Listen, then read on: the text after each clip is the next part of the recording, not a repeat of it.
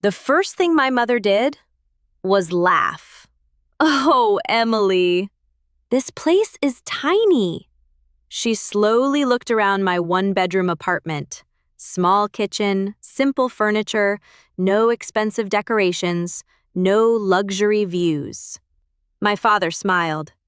"I guess city life isn't treating you very well." My younger brother Kevin leaned against the wall. "I couldn't live somewhere this small." He laughed. "My walk-in closet is bigger." Everyone chuckled. I simply smiled. "Would anyone like coffee?" Mom shook her head. "No thanks. I'd rather wait until we get back to Kevin's house." His brand new 5-bedroom home had become my parents' favorite place to visit.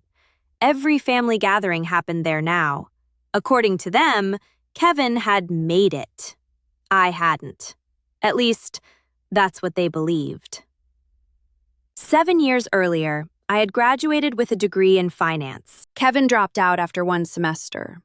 Dad invested nearly $500,000 helping him launch different businesses: a restaurant, a landscaping company, a construction firm. Every single one failed. Each time, Dad said the same thing: success takes time. When I asked for help buying my first apartment, Mom smiled politely. "You've always been independent. You'll figure it out." So, I did. Instead of buying a large house, I purchased a modest apartment. Friends thought I could afford something much nicer. They were right, but I had a different goal. Every extra dollar went into investments: commercial loans, distressed debt, mortgage portfolios. Most people invested in buildings.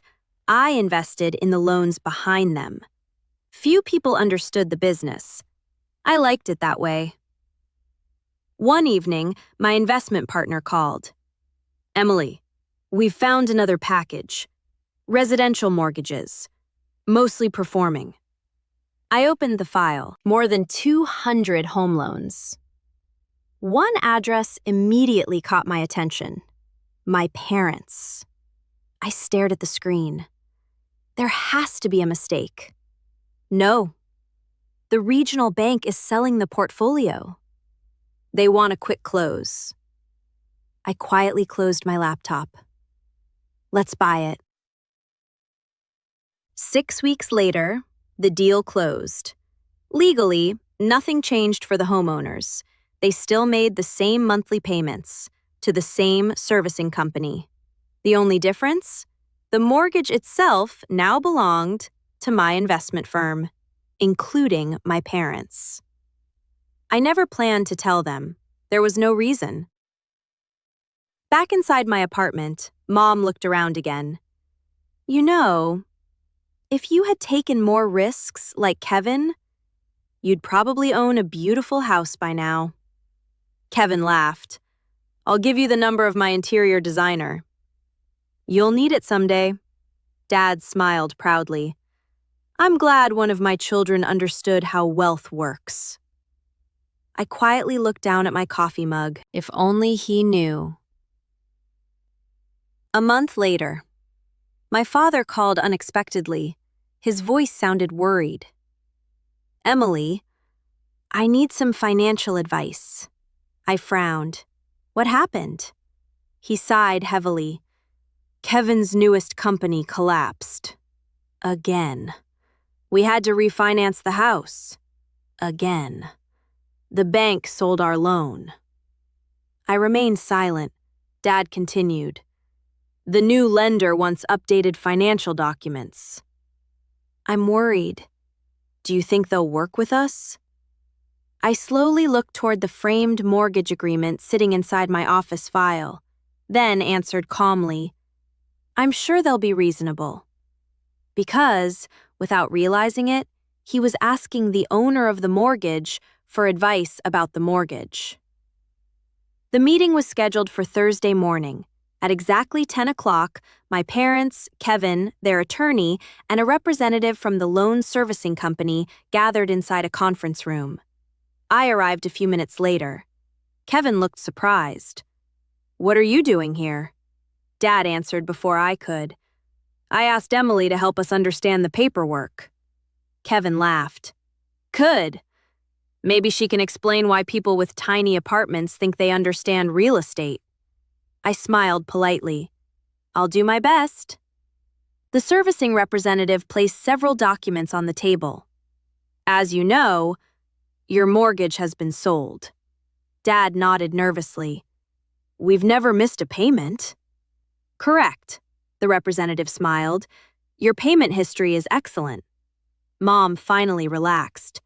So, everything stays the same? Almost. There is one thing we'd like you to know. He turned another page. The investment company that purchased your mortgage has requested a brief introduction meeting. Kevin frowned. Why would they care? The representative looked toward me. I believe she'd be the best person to answer that.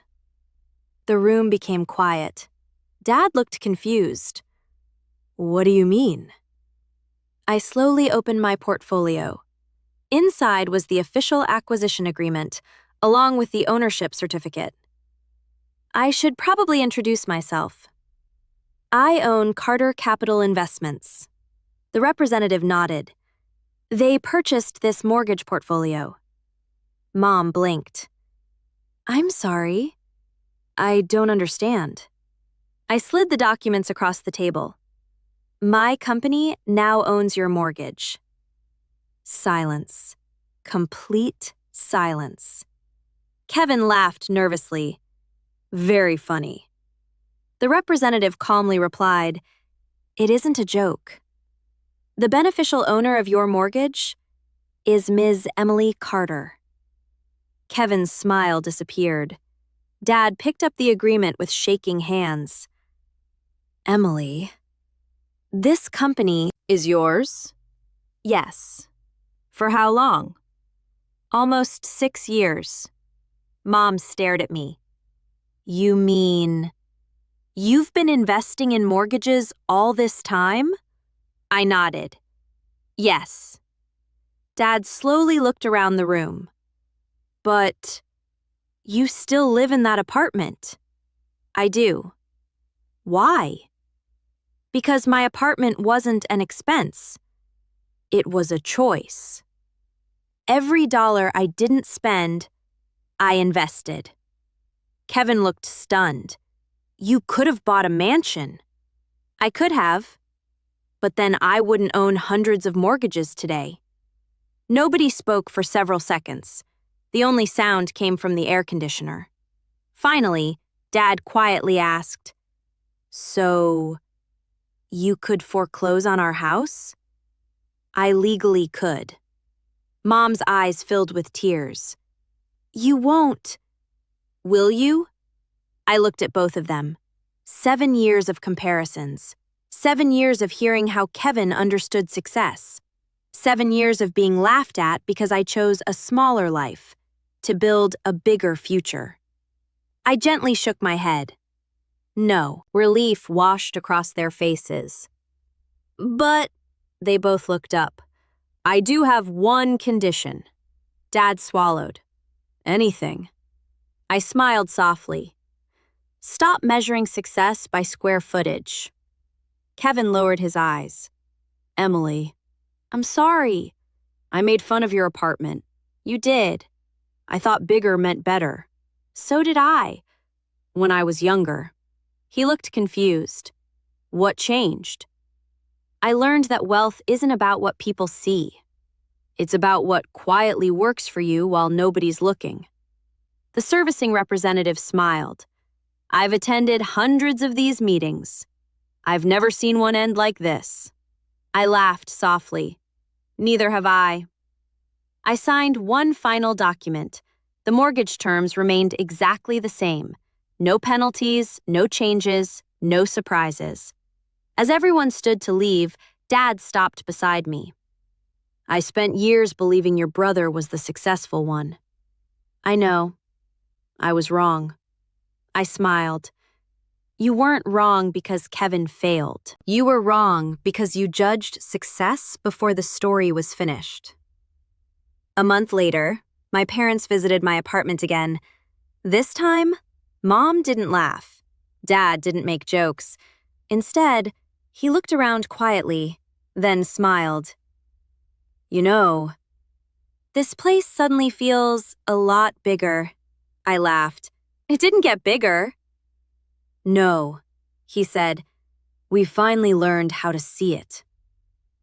Sometimes, the smartest investment isn't the biggest house on the street.